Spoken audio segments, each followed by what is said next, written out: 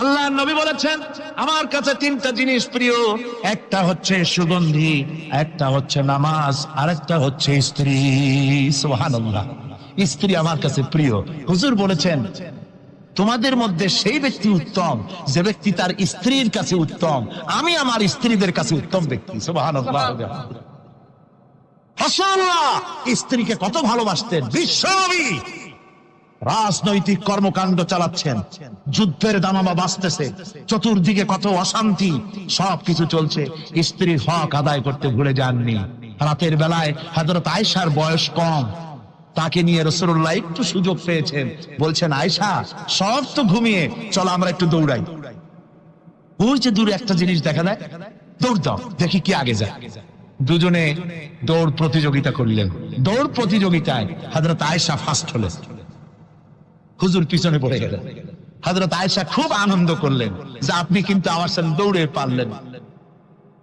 পরবর্তী কিছু কাল যাওয়ার পর হযরত আয়েশা বলেন হুজুর আজকে আবার বললেন যে চলো আয়েশা একটু দৌড়াই। হযরত আয়েশা বলছেন যে সেদিনের তুলনায় আমার শরীর একটু, আমি মুটিয়ে গেছি, শরীরটি স্থূল হয়েছে। আমি আজকে দৌড়ালাম কিন্তু পারলাম না, রাসূল আগে চলে গেলেন। আমি হাঁপাতে হাঁপাতে যখন হুজুরের কাছে চলে গেছি, হুজুর তখন মুস্কি হেসে আমাকে বললেন আয়েশা ওই সেই দিনের জবাব আজকে দিয়া দিলাম। সুবহানাল্লাহ বিহামদিহি, সুবহানাল্লাহ বিহামদিহি। বিশ্ব নবী কত বড় আদর্শ বিশ্ব মানবতার জন্য। তিনি বলেছেন আরাফাতের ময়দানে রাসূলুল্লাহ বলেছেন তোমরা যেমন পড়বে তোমার স্ত্রীদেরকে তেমন পড়াবে, তোমরা যেমন খাবে তোমার স্ত্রীদেরকে তেমন খাওয়াবে, স্ট্যান্ডার্ড মেনটেন করবে। তুমি ভালো দামের কাপড় পরবে, স্ত্রীকে খারাপ দিবে তা নয়। অধিকার দুজনেরই সমান, স্বামী এবং স্ত্রী সমান অধিকার। কিন্তু আমরা তা বুঝতে পারি না, বুঝতে চাই না। আমরা অনেকে মনে করেছি বিয়ে যখন করছি তখন আমি তো নওয়াবজাদা নসরুল্লাহ খান আর বউ তো কেনা দাসী। না, সে কিন্তু দাসী নয়, তার মর্যাদা আছে, তার সম্মান আছে, তার সম্মান আপনাকে দিতে হবে। রাসূলুল্লাহ দিয়েছেন, আপনাকেও দিতে হবে। রান্না বান্না হতে দেরি হয়, কত গালাগালি শুনতে হয় নারীকে। আল্লাহর নবীর স্ত্রী হযরত আয়েশা বলেছেন আল্লাহর নবী কাজ করে, মানুষের সঙ্গে কথা বলে, রাষ্ট্রীয় দায়িত্ব পালন করে ঘরের ভিতরে সে যখন দেখেছেন রান্না হতে দেরি আছে, রাসূলুল্লাহ বিরক্ত হন নাই, ভুরু কুঞ্চিত করেন নাই, চোখ মোটা করেন নাই, আমাকে কোনো কথা শোনার নাই, বরং আমার কাছে বসে রান্নায় আমাকে সহযোগিতা করেছেন। সুবহানাল্লাহ বিহামদিহি। এই হলো আল্লাহর রাসূল, এই হলো বিশ্ব নবী। স্ত্রীর সঙ্গে কি মহব্বত! সুবহানাল্লাহ বিহামদিহি। হুজুর মহব্বত করতেন স্ত্রীদেরকে। রাসূলুল্লাহর ঘরে দৌলত ছিল না, কিন্তু মহব্বত দিয়ে ভরা ছিল ঘরটা। হুজুরের ঘরে ফ্রিজ নাই, এসি নাই, হুজুরের ঘরে কার্পেট নাই, হুজুরের ঘরের মধ্যে জাজিম নাই, তোশক নাই, বড় বড় কম্বল নাই, আরামের কোনো জিনিস নাই, মডার্ন ইকুইপমেন্টস কিচ্ছু নাই, দৌলত নাই, কিন্তু মহব্বত দিয়ে ঘরটা ভরা। হযরত আয়েশা বলেছেন আমি পানি পান করে, যখন আমি পানি পান করে গ্লাস রেখে দিতাম, আল্লাহর নবী তখন গ্লাসের সেই জায়গায় ঠোঁট লাগাতেন যেখানে আমি ঠোঁট লাগায়া পানি পান করেছি।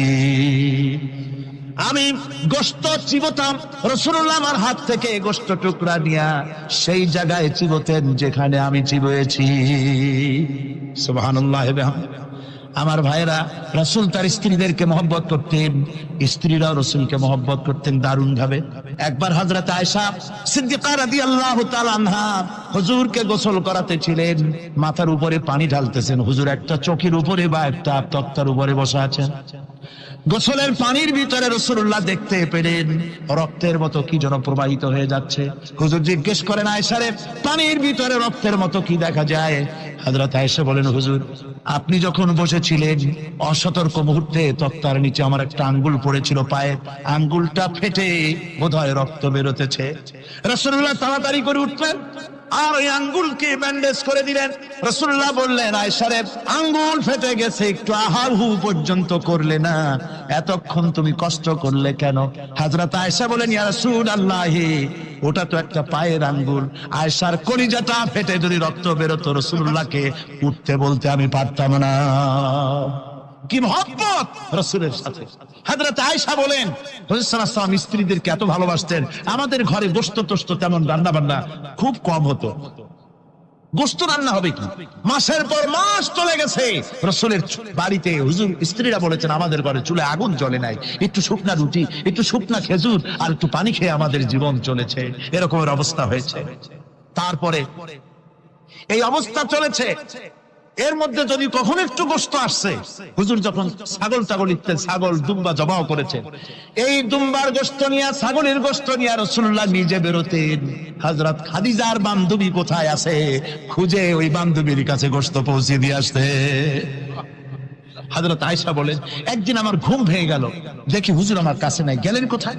খুঁজতে খুঁজতে যায় দেখি মসজিদে নববীর ভিতরে হুজুর হাত তুলে বসে আছেন, মোনাজাত করতেছেন। আমি পেছনে গিয়ে হাত তুললাম, আমি শুনতে পাচ্ছি নবীজি দোয়া করছেন রব্বুল আলামিন কিয়ামতের ময়দানে যেদিন সন্তান তার পিতাকে ভুলে যাবে, মা তার সন্তানকে হারায় ফেলবে, ওই কঠিন হাসরের ময়দানে আমি যেন আমার খাদিজাকে হারাইয়া না যাই। মুনাজাতের শেষে হযরত আয়েশা বলেন ইয়া রাসূলুল্লাহ, খাদিজার কথা আপনার এত কেন বারবার মনে পড়ে? একটা বুড়িরে বিয়ে করেছিলেন 25 বছর বয়সের সময়, 40 বছর বুড়ি, তার কথা কেন এত মহব্বত আপনার মনে পড়ে? তার থেকে যুবতী মেয়ে, সুন্দরী মেয়েকে আপনার স্ত্রী হিসেবে আপনি পান নাই? হুজুর বলেন আয়েশা রে, খাদিজার সম্পর্কে এমন কথা তুমি আর বলো না, তোমরা সবাই আমার সুখের দিনের স্ত্রী, আর খাদিজা আমার এমন সময় স্ত্রী ছিল যখন মক্কায় আমার আশ্রয় ছিল না, তামাম মক্কা নগরীতে আমার আশ্রয় ছিল না। খাদিজার সঞ্চিত সমস্ত ধনরাশি ইসলাম কবুল করার পর দুহাতে খাদিজা বিতরণ করে দিয়েছে। হযরত আয়েশা বলেন হুজুর আমার গোস্তাকি মাফ করে দেন, আমি আর এরকম বলবো না, তবে খাদিজা সম্পর্কে আমার কিছু একটু শোনান। হুজুর বলেন আয়েশা শোনো, গভীর রাত যত রাত হোক না কেন ইসলামের দাওয়াত দিয়ে দিয়ে গভীর রাত্রে আমি যখন বাসায় ফিরেছি, ঘরে এসেছি, দরজায় একটা মাত্র ডাক দিয়েছি খাদিজা, অমনি দরজা খুলে গেছে। আমি জিজ্ঞেস করেছি খাদিজা রে, যত রাত্রে আসলাম, যতবার আসলাম, একটা ডাকের বেশি লাগলো না, তুমি কি ঘুমাও না? হযরতে খাদিজা বলেছেন ইয়া রাসূলুল্লাহ, আমার মনের ভিতরে ভয় থাকে, আল্লাহর রাসূল দিনের খেদমতে বাইরে আছেন, আমি যদি আরামে বিছানায় ঘুমায় থাকি আর নবীজি দরজার কাছে দাঁড়ায় আমারে ডাকাডাকি করবে, উঠতে যদি দেরি হয়ে যায় নবীজির সঙ্গে বেয়াদবি হয়ে যাবে, এই মনে করে আপনি না আসা পর্যন্ত দরজার সাথে পিঠ লাগাই আমি দাঁড়াইয়া ঘুমাই। আমার ভাইরা, হযরতে খাদিজার ইজ্জত স্বয়ং আল্লাহ দিয়েছেন। কে দিয়েছেন? হাদিস শরীফে এসেছে রাসূলুল্লাহ জাবালে নূরে বসা, গারে হেরার ভিতরে বসা, হযরতে জিবরাইল রাসূলুল্লাহর সঙ্গে কথা বলতেছেন। একটু পরে হযরতে জিবরাইল বলেন ইয়া রাসূলুল্লাহ, আমি আর এখানে বসবো না, আমি এখন চলছি, আমি দেখতে পাচ্ছি খাদিজা আসতেছে আপনার জন্য খাবার নিয়ে। খাদিজা যখন আপনার কাছে পৌঁছে যাবে, আপনি খাদিজাকে শোনায় দিবেন আল্লাহ রাব্বুল আলামিন খাদিজাকে সালাম জানাইছে। সুবহানাল্লাহ। রাসূলুল্লাহর কাছে হযরতে খাদিজা যখন আসলেন, হুজুর বললেন খাদিজা আজকে তোমার জন্য দারুণ সুখবর। বলে কি? বলে আল্লাহ পাক জিবরাইল কেমন উঠে গেল আমার কাছ থেকে, জিবরাইল বলে গেল আল্লাহ তোমাকে সালাম বলেছে। হযরত খাদিজা কেঁদে ফেললেন, বললেন ইয়া রাসূলুল্লাহ, আমার নারী জন্ম সার্থক, আল্লাহ আমাকে সালাম বলেছে, এর জবাব কেমনে দিতে হয় হুজুর আমি তো জানি না, আপনি আমার পক্ষ থেকে আল্লাহর সালাম কিভাবে দেওয়া লাগে আপনি দিয়ে দিন, আমি তো বুঝি না কেমনে আল্লাহর সালামের জবাব দেব। হুজুর বললেন খাদিজা শুধু আল্লাহ নয়, জিবরাইলও তোমাকে সালাম বলে গেছে। হযরতে খাদিজা বললেন হযরত জিবরাইলকে আমার সালামের জবাবটা ওয়া আলাইকুমুস সালাম বলেন। হযরত খাদিজার এই মর্যাদা ছিল। আমার ভাইরা, রাসূল পাক সাল্লাল্লাহু আলাইহি ওয়াসাল্লাম এভাবে মহব্বত করেছেন স্ত্রীদেরকে। সুতরাং স্বামী স্ত্রীর মহব্বত আল্লাহ জান্নাতি নিয়ামত। কি নিয়ামত? যে ঘরের মধ্যে স্বামী স্ত্রীর মধ্যে মিল মহব্বত আছে এটা বেহেশতের মতো, আর যেখানে মিল মহব্বত নাই এটা জাহান্নামের মতো। ঠিক কি? সুতরাং মহব্বত করুন, বেশি বেশি স্যাক্রিফাইস করুন, বেশি বেশি স্যাক্রিফাইস। নারীদের ব্যাপারে বলা হয়েছে, পুরুষকে বলা হয়েছে অধিকার আদায় করো, সব ব্যাপারে সমান অধিকার, কিন্তু নারীকে একটা ব্যাপারে বলা হয়েছে নারী শোনো, পুরুষের মর্যাদা তোমার চাইতে আল্লাহ রাব্বুল আলামিন বেশি দিয়েছেন। আর রিজালু কাওয়ামুনা আলান নিসা, নারীদের উপরে পুরুষের প্রাধান্য আল্লাহ পাক দান করেছেন। একদিন সাহাবীরা বলে, একজন সাহাবী বলেছিলেন ইয়া রাসূলুল্লাহ, জঙ্গলি উট দেখলাম আপনার পায়ের উপরে সেজদায় পড়ে গেল, আপনি যদি আমাদেরকে অনুমতি দিতেন না আপনাকে আমরা সেজদা করতাম। আল্লাহ নবী বললেন, মানুষ মানুষকে সেজদা করা এ পারমিশন যদি আমি দিতাম, তাহলে দুনিয়ার সমস্ত স্ত্রীদেরকে বলতাম তারা যেন তাদের স্বামীকে সেজদা দেয়। স্বামীর মর্যাদা এখানে বেশি। সুতরাং অধিকার সমান, কোনো সন্দেহ নাই, কিন্তু স্বামীর একটা আলাদা মর্যাদা আছে, সেই সম্মানও তাকে দিতে হবে। এরপরে এই সমান অধিকারের ভিত্তিতে স্বামী স্ত্রী চলতে থাকে, মাঝখানে আল্লাহ পাক তাদেরকে সন্তান দান করেন। আল্লাহ তাদেরকে, নারীকে লেখাপড়ার অধিকার দিয়েছেন, ইসলাম তাকে লেখাপড়ার অধিকার দিয়েছে, শিক্ষার অধিকার দিয়েছে। হযরত আয়েশা সিদ্দিকা রাদিয়াল্লাহু তাআলা আনহা শিক্ষয়িত্রী ছিলেন, হাফেজা ছিলেন, হাদিসের হাফেজা ছিলেন, কোরআনের হাফেজা ছিলেন, হাজার হাজার সাহাবায়ে কেরামদের তিনি ওস্তাদ ছিলেন। সুবহানাল্লাহ। নারীদের ব্যাপারে অধিকাংশ মাসালা হযরত আয়েশা সিদ্দিকা রাদিয়াল্লাহু তাআলা আনহার অবদান। সুবহানাল্লাহ। নারী যুদ্ধ করেছে, যুদ্ধের ময়দানে নারীর অধিকার আছে। নারী চাকরি করতে পারবে, নারী ব্যবসা করতে পারবে, নারী লেখাপড়া করতে পারবে, নারী সেনাবাহিনীতে যেতে পারবে, নারী সব করতে পারবে, কিন্তু পর্দার মাধ্যমে। একটা লোক গিয়ে কাঁদতেছিল মুসলমান হওয়ার পরও। হুজুর কয় কান্দো কেন? কই যে আমার গুনাহ কি মাফ হয়েছে? হুজুর বলেন হ্যাঁ মাফ হয়ে গেছে, কলেমা পড়ছো মাফ হয়ে গেছে। কয় যে হুজুর আমি তো মারাত্মক গুনাহ করছি। বলে কি? বলে আমার একটা মেয়ে, সেই মেয়েটাকে নিয়ে আমি, ঘটনা লম্বা, আমি সংক্ষেপে বলতেছি, মেয়েটাকে ফাঁকি দিয়া তারা আমি মারবো, বুঝতে দেই নাই আমার বউরে। বললাম চলো বেড়াইতে যাই, মেয়েটা আমার সাথে সাজাই দিয়েছে, তার মা বেড়াতে নিয়ে যাবো এই কথা মনে করে। মেয়েটা কদ্দূর যায়, আবার আব্বা আব্বা বলে আমার দিকে ফিরে আসে, আবার পিছনে থাকে, আবার আব্বা আব্বা বলে জড়ায় ধরে। এইভাবে করতে করতে যখন নির্জন এলাকায় গেলাম, আমি পাহাড়ের পাশে গর্ত খোঁড়া আরম্ভ করলাম। গর্ত খুঁজি আর মাটি ছিটে এসে আমার দাড়িতে লাগে। বাচ্চা মেয়েটা আমার কাছে এসে দাড়ি দিয়ে ধুল ঝাড়ায় দেয়, কয় আব্বা তোমার দাড়িতে ধুল লাগতেছে, তুমি এই কষ্ট করতেছো কেন? মেয়ে তো বোঝে না যে আমি তার জন্য কবর খুঁজতেছি।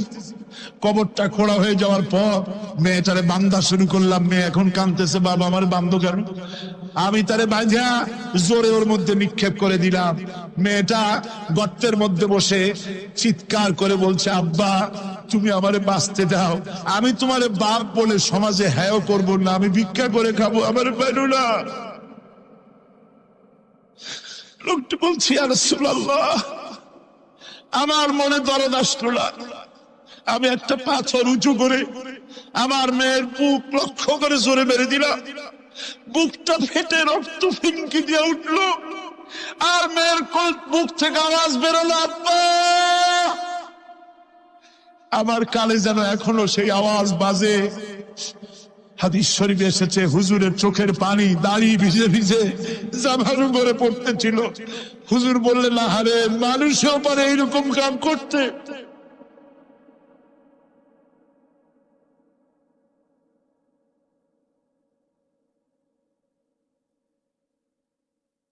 পৃথিবীতে নারীর যখন কোনো সম্মান ছিল না, মর্যাদা ছিল না, সেই সময় আমার রাসূল, আমার বিশ্বনবী নারীদেরকে সম্মানের হাত ধরে গর্তের ভিতর থেকে উঠাইয়া রানীর সিংহাসনে বসায় দিলেন। সুবহানাল্লাহ। মায়ের মর্যাদা দিয়ে দিলেন। সুবহানাল্লাহ। নারীরা আমাদের মায়ের জাত, নারীরা আমার কিয়ের জাত? মায়ের জাত। আমার মা বোনেরা, তোমাদের সম্মান কত তোমরা জানো না। আমরা পুরুষ, আমাদের পায়ের তলে জুতা, আর তোমরা আমাদের মায়ের জাত, তোমরা নারী, তোমাদের পায়ের তলে আল্লাহর জান্নাত, আল্লাহর ব্যস্ততা তোমাদের পায়ের তলে। এই সম্মান আল্লাহ তোমাদের দিয়েছে, নবী দিয়েছেন। সুবহানাল্লাহ। কর ভাইরা আমার, অধিকার ইসলাম দিয়েছে। বিবাহ যখন হয়, এই বিবাহের সময় এজেন্ট আনতে হয়। আর বিবাহ হচ্ছে বিবাহ বৈঠক। এজেন্ট আনার জন্য ওই যে কি জানি কয়, ম্যারেজ রেজিস্ট্রার বা মৌলভী সাহেব, কার অনুমতি আগে নেয়? বলেন কার অনুমতি?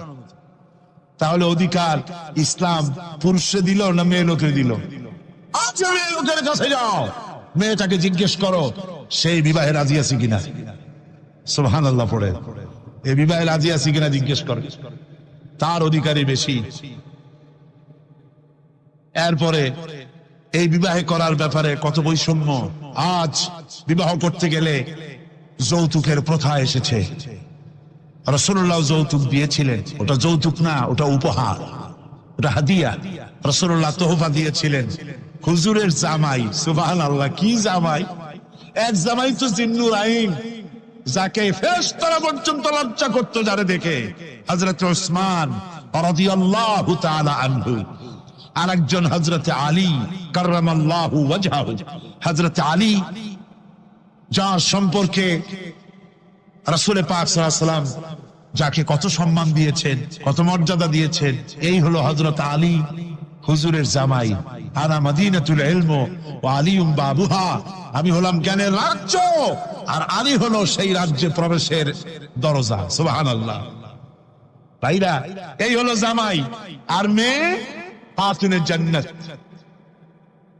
বিনতে রাসূল, বেহেশতের সমস্ত রমণীদের সরদারিনী মা ফাতিমাতুজ জাহরা রাদিয়াল্লাহু তাআলা আনহা। কি উপহার দিলেন বিয়েতে রাসূল! এই মেয়ে আর এই জামাই। উপহার হলো খেজুরের ছোবড়ার একটা তোশক, পানি উঠাবার জন্য একটা মশক, আর আতা পেশা একটা জাতা। এই হলো নবীর মেয়ে আর জামাইয়ের জন্য উপহার। রাসূলের প্রতি কি ভালোবাসা দেখেছেন হযরত উম্মে হাবিবা রাদিয়াল্লাহু তাআলা আনহা, আমাদের মা আবু সুফিয়ান রাদিয়াল্লাহু তাআলা আনহু, তার মেয়ে। তার কাছে আবু সুফিয়ান তখনও কাফের, সেই কুফরি হালতে মেয়ের ঘরে গিয়েছেন। যাওয়ার পরে হযরত উম্মে হাবিবা বাদ যখন বসতে গিয়েছেন, তখন উম্মে হাবিবা বলছেন যে আব্বা একটু দাঁড়ান। এই অবস্থায় দাঁড়াতে বলে বিছানাটা উল্টায় দিয়া তারপরে বললেন যে বসেন। বাপ মনে খুব দুঃখ পেলেন। আবু সুফিয়ান বললেন, মা উম্মে হাবিবা, আমি তোমার পিতা, ভালো একটা বিছানা থাকলে তাই বিছায় দেওয়া উচিত ছিল, আর তুমি বিছানাটা উঠাইয়া তারপরে আমারে খালি জায়গায় বসতে বললা, আমি তোমার ব্যবহারে আহত হলাম। হযরত উম্মে হাবিবা বলেন, আব্বা জান, নিশ্চয়ই আপনি আমার আব্বা, শ্রদ্ধেয় পিতা, কোনো সন্দেহ এতে নাই, কিন্তু আপনি একজন কাফের। আল্লাহর রাসূল যে বিছানায় বসেন, সেই বিছানা আমি একটা কাফেরকে বসতে দিতে পারি না। সুবহানাল্লাহ। তিনজনের দোয়া কবুল হবে আল্লাহর দরবারে। তার মধ্যে একজন হলেন মাজলুম ব্যক্তি, যে ব্যক্তি অত্যাচারিত, সে ব্যক্তি মুসাফির, প্রবাসী, তার দোয়া কবুল হবে। আর মা বাপ যদি সন্তানের জন্য দোয়া করে, ওই দোয়া আল্লাহ রব্বুল আলামিনের দরবারে মঞ্জুর হয়ে যায়। আল্লাহ রব্বুল আলামিন মা বাপ সম্পর্কে বলেন, মা বাবের জন্য আমার কাছে দোয়া করবি বান্দারা, আমার কাছে দোয়া করবি। দোয়াটা আল্লাহ পাক শেখাচ্ছেন, রব্বিরহামহুমা কামা রব্বায়ানি সাগীরা। পড়েন সবাই, রব্বিরহামহুমা কামা রব্বায়ানি সাগীরা। একটু জিকির করেন, লা ইলাহা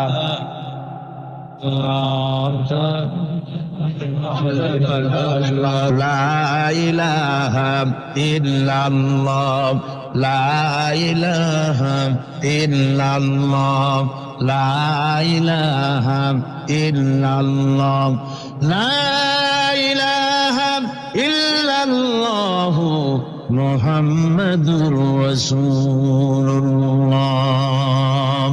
আমার ভাইরা, আল্লাহ পাক শিখাচ্ছেন, বান্দা তোর মা বাপের জন্য আমার কাছে দোয়া কর। আল্লাহ রাব, আয় আমার প্রভু, আমার মা বাপ যেমন ছোটবেলায় আমাকে স্নেহের কোলে লালন পালন করেছে, আয় আমার আল্লাহ, তুমি আমার মা বাপকে তোমার রহমতের কোলে লালন পালন করো। আল্লাহ শিখাই দিয়েছেন। আমার ভাইরা, প্রত্যেক নামাজের পরে এই দোয়াটা ভুলে যাবেন না। ভুলে যাবেন? ভুলে যাবেন? আমার ভাইরা, আমার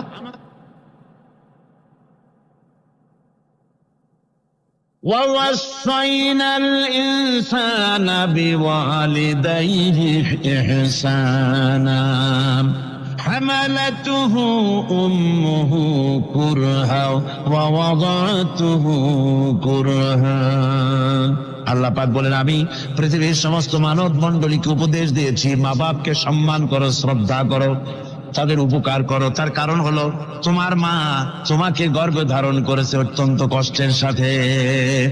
আল্লাহ বলতেছেন, মা তোমাকে গর্ভধারণ করেছে অত্যন্ত কষ্টের সাথে, এরপরে তোমাকে ডেলিভারি করেছেন অত্যন্ত কষ্টের সাথে, তোমাকে ডেলিভারি করেছেন। গভীর রাত্রে মানুষ সব ঘুমায় যায়, গর্ভবতী মা ঘুমাতে পারে না, সন্তান পেটের ভিতরে হাঁটু দিয়া গুতা মেরেছে, পা দিয়া লাথি মেরেছে। মা চরম শীতের রাত্রে, প্রচন্ড শীতের রাতে গায়ের লেপটা সরাই দিয়া মা একবার দাঁড়ায় আর একবার বসে, একবার দেওয়ালের সাথে হেলান দিয়া দাঁড়ায়, কষ্ট করে রাতটায় কাটায় দেয়। আবার সারাদিন সংসারের জন্য কাজ করেছেন, রান্না বান্না করেছেন, মা সকলকে খাওয়াইয়া মা শেষের দিকে খেতে গেছেন। যখন নিজে খেতে গেলেন, খাবারের ক্ষুধাত নিয়ে পেট ক্ষুধা নিয়ে খেতে বসেছেন, পেটের ভিতরে সন্তান লাথি মেরেছে, পেটের মধ্যে ঘুষা মেরেছে, হাঁটু দিয়া গুতা মেরেছে, ভরা পেটে পেটের ভিতরে সন্তান গুতা মারলো হাঁটু দিয়া, মাথা দিয়া। মা ক্ষুধা রয়েছে, পেটে খেতে পারলেন না, বেদনা শুরু হয়েছে। খাবারের থালাটা ঠেলে দিয়ে মা দাঁড়ালেন, বসলেন, চোখের পানি ফেললেন। এভাবে করে মা একটা দুইটা দিন নয়, 10টি মাস পর্যন্ত সন্তানটাকে পেটের মধ্যে নিয়ে, একটা জীবিত মানুষ আর একটা জীবিত সন্তান পেটের মধ্যে নিয়ে নড়াচড়া করছেন, চলাফেরা করছেন। কিতাবের মধ্যে এসেছে, রাতের বেলায় মা যে ঘুমাতে পারেন না সন্তানের নড়াচড়ার কারণে, রাতভর ইবাদত করলে যত সওয়াব পাওয়া যেত, আল্লাহ ওই সওয়াব মায়ের আমলনামায় লিখে দেন। সন্তান পেটে থাকার কারণে খেতে পারে না, পেট ভরে ক্ষুধায় কষ্ট পায় মা, এই জন্যে 10 মাস ধরে রোজা রাখলে যে সওয়াব হতো, আল্লাহ রাব্বুল আলামিন মায়ের আমলনামায় রোজার সওয়াব লিখে দেন। 10 মাস পরে গেল, সন্তান ডেলিভারির সময় চলে এলো। মায়ের মন বিমর্ষ, সন্তান ডেলিভারি হবে, না জানি মরে যাই নাকি, না জানি অপারেশন লাগে নাকি, কি অবস্থা হবে। মা খেতে পারে না, মুখটা শুকায়া যায়। ডেলিভারির সময় যখন আসে, মতবের কাছ থেকে বিদায় নিয়ে যায়, স্বামীকে একান্তে গোপনে ডেকে নিয়ে বলে, প্রাণের স্বামী, দীর্ঘদিন একসঙ্গে ঘর কন্যা করেছি, অপরাধ হয়ে যেতে পারে, আমারে মাফ করে দিও। আমার মনে হয় এবার আমি আর বাঁচবো না। সংসার থাকলো, চাবি থাকলো, সব বুঝে নাও, আমারে মাফ করে দিও। মা চলে গেল সতিকা গৃহে, ক্লিনিকে চলে গেল, অপারেশন থিয়েটারে চলে গেল, অথবা ডেলিভারির জায়গায় চলে গেল। ডেলিভারি পেইন শুরু হয়ে গেল, বেদনা শুরু হয়ে গেল। এক একটা বেদনা যেন মায়ের এক একটা মৃত্যু যন্ত্রণা শুরু হয়ে যায়। এমন যন্ত্রণা, প্রসব বেদনা দুনিয়ার ভুক্তভোগী মা ছাড়া আর কেউ জানে না। এই চরম বেদনার ভেতর দিয়ে, চরম কষ্টের ভিতরে মা যখন একটা বাচ্চা প্রসব করলো, জিহাদের ময়দানের মতো মা রক্তাক্ত হয়ে গেলেন, সন্তান দুনিয়ায় এলো। মা তখন অস্থির থাকেন।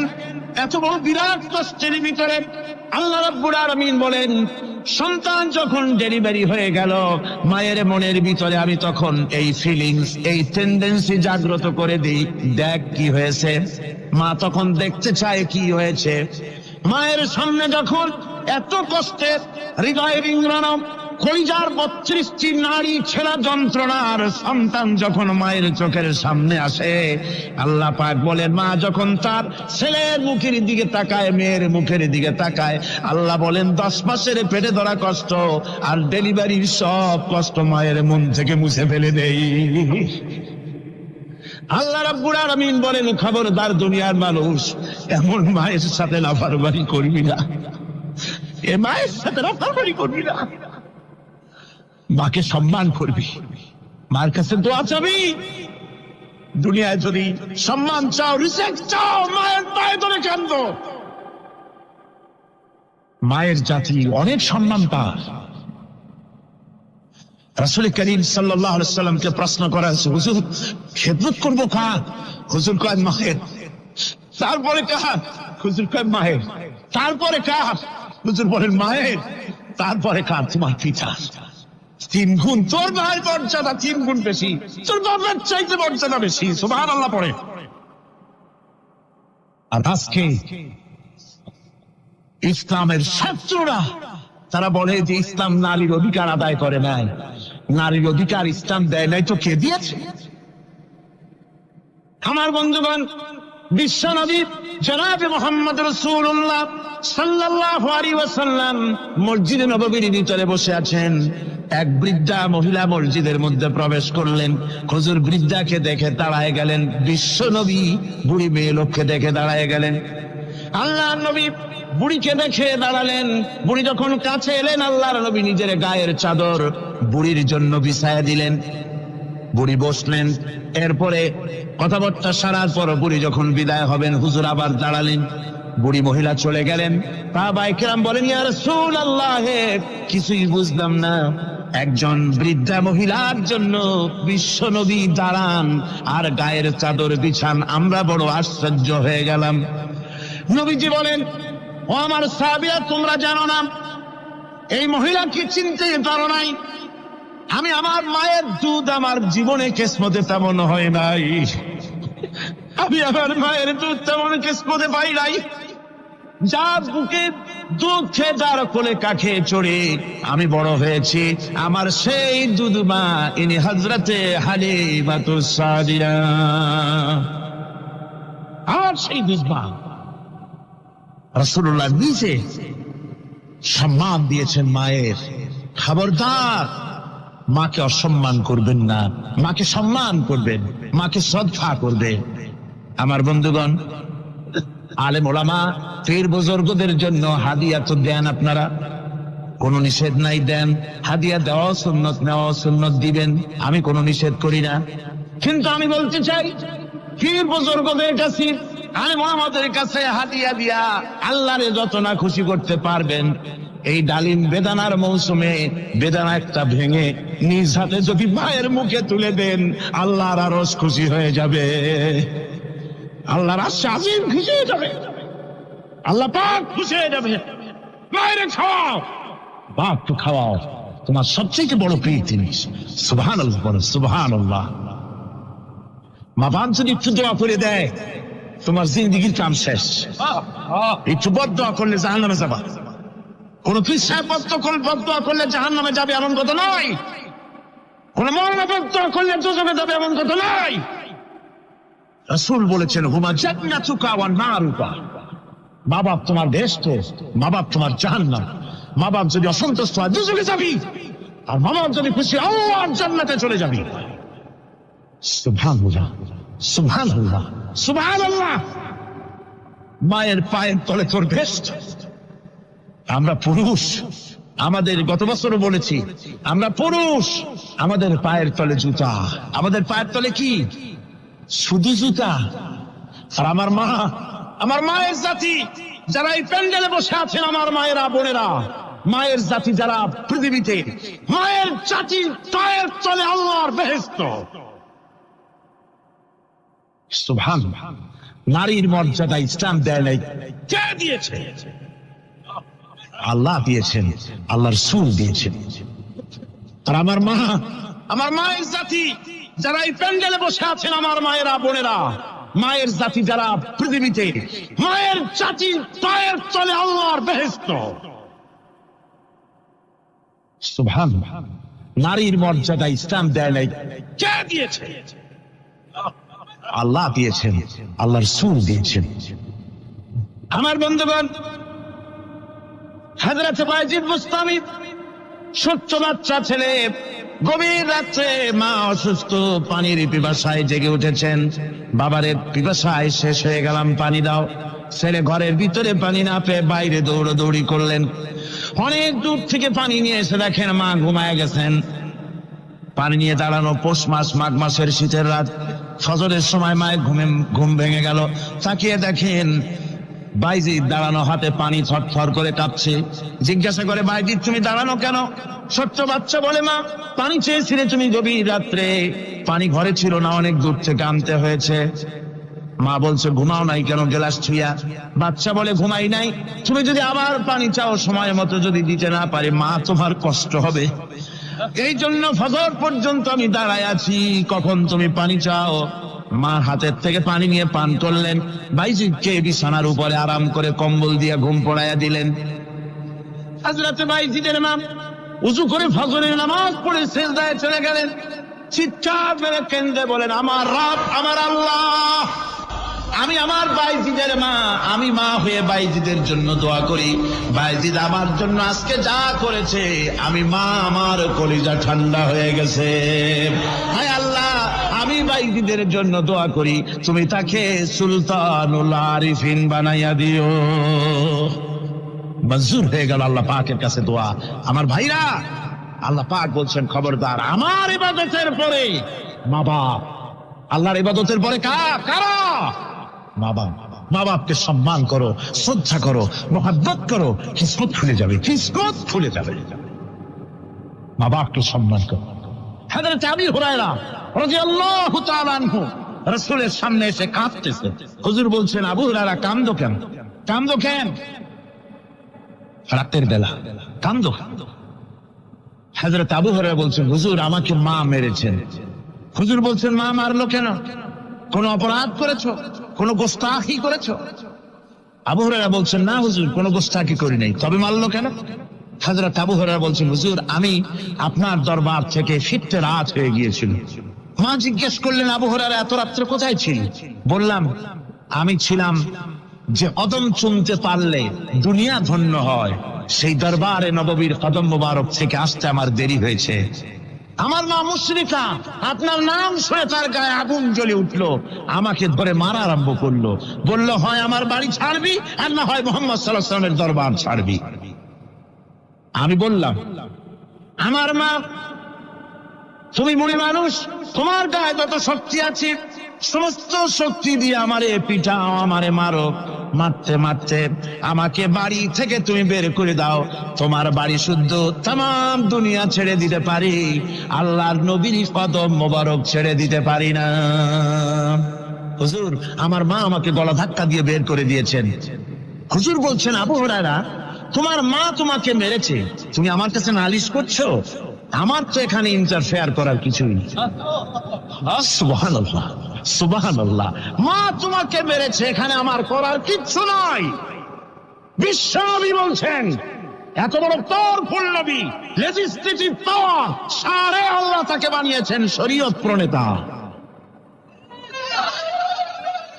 কোরআন শরীফ, কোরআন শরীফে শুধু হালাল ও হারামের, হালাল এবং হারামের, বৈধ এবং অবৈধের সীমারেখা শুধু কোরআনই ঠিক করেন, রাসূলের জন্য আল্লাহ ছেড়ে দিয়েছেন। আল্লাহ রাসূলও হারাম, হালাল এবং হারামের বৈধ, বৈধতা অবৈধতার সীমারেখা নির্ধারণ করেছেন। এত বড় ক্ষমতা তার, এত বড় পাওয়ারফুল বিশ্বনবী, তিনি বলছেন, মা মেরেছে, আমার করার কিছু নাই। চিন্তা করেন কত বড় কথা, এ কথার লোড কত। হযরত আবু হুরায়রা বলেন, ইয়া রাসূলুল্লাহ, মা আমাকে মেরেছেন, আমি আল্লাহর নবীর কাছে মায়ের বিরুদ্ধে নালিশ করতে আসি নাই। বললেন, কেন এসেছো? হযরত আবু হুরায়রা বলেন, হুজুর এসেছি একটা কারণে, আমি জানি আল্লাহ নবী যদি আল্লাহর দরবারে হাত উঠায়া কোনো জিনিস বলে, আল্লাহ রাব্বুল আলামিন সঙ্গে সঙ্গে মঞ্জুর করে নেন। হুজুর আমি এসেছি, মেহেরবানি করে দোয়া করুন আমার মাকে যেন আল্লাহ হেদায়েত নসিব করে দেন। আল্লাহ নবী হাত উঁচু করে বললেন, আল্লাহুম্মা হিদি উম্মা আবি হুরায়রা, আয় আল্লাহ আমি দোয়া করি আবু হুরায়রার মাকে তুমি হেদায়েত নসিব করে দাও। রাসূলুল্লাহ দোয়া করছেন আর আবু হুরায়রা সমানে দৌড়াচ্ছেন। তিনি দৌড়াচ্ছেন, পিছন থেকে কয়েকজনে আবু হুরায়রার জামা টেনে ধরেছে। দৌড়, তাদের জানা আবু হুরায়রা খুব ভদ্রলোক মানুষ, কোন ঝড় ঝামেলার মধ্যে থাকে না, রাগসাট করে না, চিৎকার মারে না, দৌড় মারে না, এত ভদ্র শরীর, দৌড়ায় কি না জানি কোন বিপদ বুঝি ঘটে গেছে। পিছন থেকে জামা ছেড়ে ধরে বলে, দৌড়াও কেন? হযরত আবু হুরায়রা জামা সাহাবীর হাত থেকে ছিনায় নিয়ে বলেন, জামা ছেড়ে দাও, আমাকে দৌড়াতে দাও, আমি দৌড়াইয়া বাড়িতে দেখতে চাই। আমি দৌড়াই আগে আমার বাড়ি পৌঁছতে পারলাম না, আমি যাওয়ার আগে আমার আল্লাহর নবীর দোয়া আমার বাড়ি পৌঁছে গেছে, আমি এইটা দেখতে চাই। হযরত আবু হুরায়রা বাড়িতে গিয়ে দরজা নক করলেন, ভেতর থেকে আওয়াজ এলো, কে? হযরত আবু হুরায়রা বলেন, মা, আমি তোমার আবু হুরায়রা ফিরে এসেছি। মা বলছেন, বাবা অপেক্ষা করো, দরজা খুলতেছি। হযরত আবু হুরায়রা বলেন, মায়ের গলার আওয়াজের ভিতরে শিরকিয়াতের কর্কশতা পেলাম না, মায়ের গলার আওয়াজের ভিতরে তাওহীদের গন্ধ পেলাম। আমার মনে হলো নবীজির নিক্ষিপ্ত তীর তার নিশানায় পৌঁছে গেছে। কিছুক্ষণ পর মা আমার বেরিয়ে এলেন, মাথা থেকে চুলের থেকে বুড়ি মানুষ, সাদা চুলের ভিতর থেকে পানি পড়তেছে। মা বলল, বাবারে, তোমারে মারার পর আমি বড় অনুতপ্ত হয়েছি, অনুশোচনা করেছি, আমি গোসল করেছি, মনে মনে ভাবলাম আমার ছেলে তো কোনো খারাপ জায়গায় যায় নাই, কেন তারে মারলাম? আমি বড় লজ্জায় পড়েছি তোমারে মেরে। ও আমার আবু হুরায়রা, আমি গোসল করেছি, পবিত্র হয়ে গেছি, জলদি করে আমাকে নিয়ে চলো বিশ্ব নবী জনাবে মুহাম্মদুর রাসূলুল্লাহর দরবারে। হযরত আবু হুরায়রার মা ঘোষণা করলেন, আশহাদু আল্লা ইলাহা ইল্লাল্লাহু ওয়াহদাহু লা শারীকা লাহু ওয়া আশহাদু আন্না মুহাম্মাদান আবদুহু ওয়া রাসূলুহু। আমার ভাইরা, মা বাপ সবচেয়ে সম্মানের জিনিস। আল্লাহর ইবাদতের পরই মা বাপের খেদমত করতে হবে।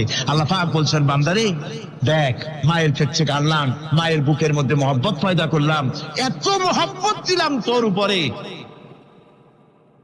যে কোনো বিদেশে যান, যেখানে যান, বাড়িতে ফিরলে পরে সকলে, ছেলে মেয়ে ভাই বোন সবাই দেখবে সুটকেসে আমার জন্য আনছে কি। সবাই চিন্তা করবে আমার জন্য কি এনেছে। একমাত্র মা সন্তানের মুখের দিকে তাকাবে, কখন খাইছে সে। সুবহানাল্লাহ, সুবহানাল্লাহ। আমার বাসার মুখখানে শুকনা, তুই বুঝি আজকে কিছু খাইস নাই। বিদেশে যেসব সন্তান থাকে, মা টাকা কবুতরের মতো ছটফট করে।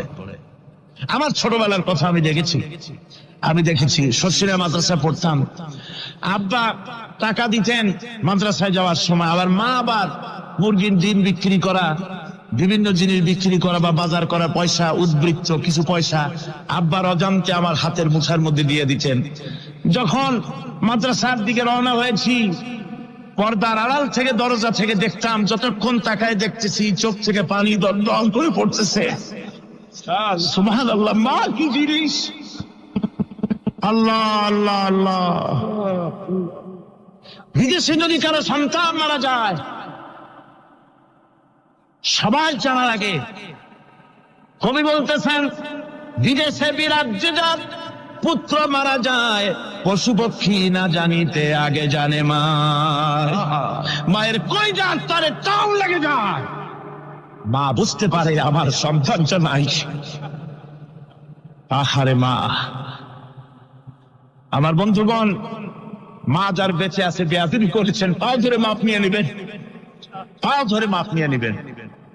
মা তো পাও ধরে দেখবেন, মাফ করে দিবে। সুবহানাল্লাহ, সুবহানাল্লাহ। কত দরদ তার বুকের মধ্যে। আর মা বাপকে সম্মান করবে। যাক, এই বিষয়ের উপরে আমি আর যেতে চাই না।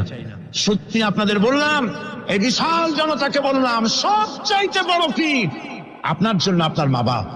সবচেয়ে বড় পীর কে? মা বাপ। সন্তুষ্ট করেন, রুজিতে অভাব ঘটবে না, কোন মাজারে গিয়ে সেজদা দেওয়া লাগবে না, আল্লাহর কসম, মাজারে যাই চাওয়া লাগবে না। মা বাপকে খেদমত করেন, মা বাপকে খুশি করেন, মা বাপকে খাওয়ান, হাদিয়া দেন, মা বাপ খুশি, রুজিতে বরকত হবে, ব্যবসায় বরকত হবে, ঋণগ্রস্ত থাকবেন না, সম্মান আল্লাহ বাড়ায় দিবেন। সুবহানাল্লাহ, বিহামদি, রাসূলুল্লাহর হাদিস। এই জন্য আমি অনুরোধ করব, মা বাপকে সম্মান করবে।